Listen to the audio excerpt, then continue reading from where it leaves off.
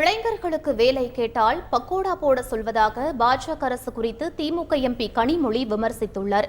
தூத்துக்குடி மாவட்டம் புதியம்புத்தூர் பகுதியில் இந்தியா கூட்டணி வெல்வது நிச்சயம் என்ற தலைப்பில் திமுக பொதுக்கூட்டம் நடைபெற்றது. இதில் திமுக எம்பி கனிமொழி, அமைச்சர் அனிதா ராதாகிருஷ்ணன் உள்ளிட்டோர் பங்கேற்றனர்.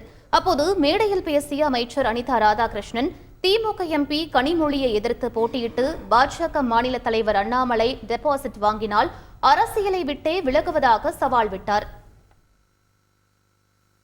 சவால் விடுறேன் அண்ணாமலைக்கு, உனக்கு தைரியம் திராணி இருந்தா எங்க பாராளுமன்ற உறுப்பினர் கனிமொழி அம்மாவை எதிர்த்து நீ நிற்பதற்கு தயாரா இருக்கியா?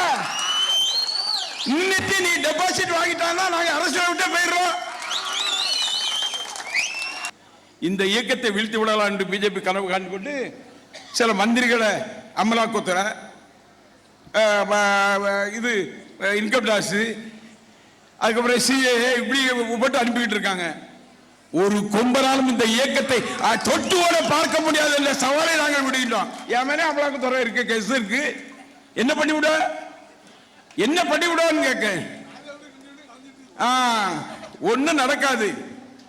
அந்த வகையிலே தைரியமாக தேர்தல் களத்தை சந்திப்போம். அவங்க யாரோட பழகி கொண்டிருக்கிறார்களோ, அதானி, அம்பானி, அடுத்தது பிஜேபி அப்படின்னு சொல்லக்கூடிய அளவிற்கு நிதியை சேர்த்து வைத்துக் கொண்டிருக்கக்கூடியவர்களை இன்று உச்ச நீதிமன்றம் அவர்கள் கொண்டு வந்த சட்டம் செல்லாது, தவறானது என்று சுட்டிக்காட்டி இருக்கிறது. நம்ம வீட்டு பிள்ளைங்களுக்கு வேலை வாய்ப்பை, வேலை கிடைக்கல, பிரதமர் கிட்ட ஆளுங்கட்சியில இருக்கக்கூடிய டெல்லியில இருக்கவங்க கிட்ட கேட்டா பக்கோடா போடுங்கிறாங்க.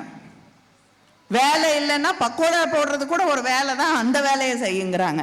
இதை சொல்றதுக்கு நீங்க எதுக்கு? செய்திகளை உடனுக்குடன் தெரிந்து கொள்ள உடனே சப்ஸ்கிரைப் பண்ணுங்க.